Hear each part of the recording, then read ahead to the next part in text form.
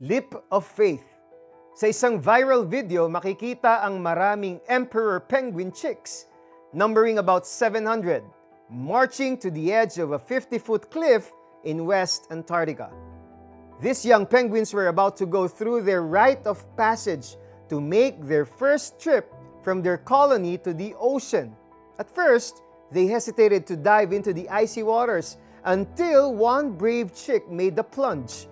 Then, one by one and by groups, nagsitalunan na rin ang ibang chicks. May naalala ka bang biblical character na matapang ding tumalon sa dagat nang makita si Jesus?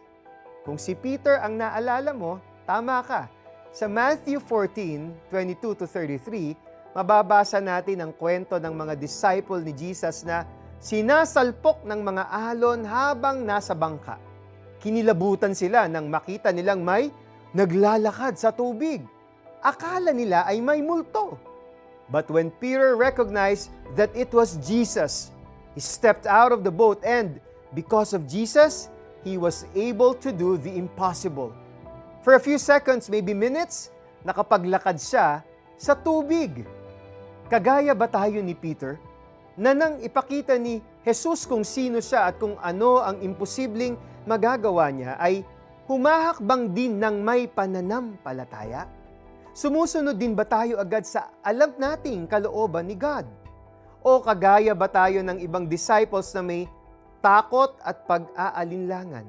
Like the other chicks who were hesitant at first pero eventually ay tumalon din sa malamig na dagat. Each one of us is being called by Jesus to a journey of faith. Iba't iba man ang kasalukuyang sitwasyon natin, Jesus is revealing Himself to us and is inviting us to believe in Him. When we fix our eyes on Him, we will see Him at work in our situation, and together with Him, we can do things beyond our expectations. Let us pray. Lord Jesus, I believe in You. Help me to do Your will. In Jesus' name, Amen. Read Matthew 14:22-33, paying closer attention to verses 30-33.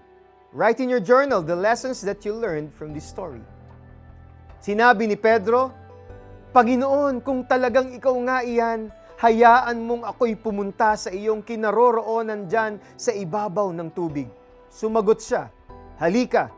Mula sa bangka ay lumakad si Pedro sa ibabaw ng tubig papunta kay Jesus. Mateo 14:28-29. Ako po si Eric Tutanyas. Continue to trust God.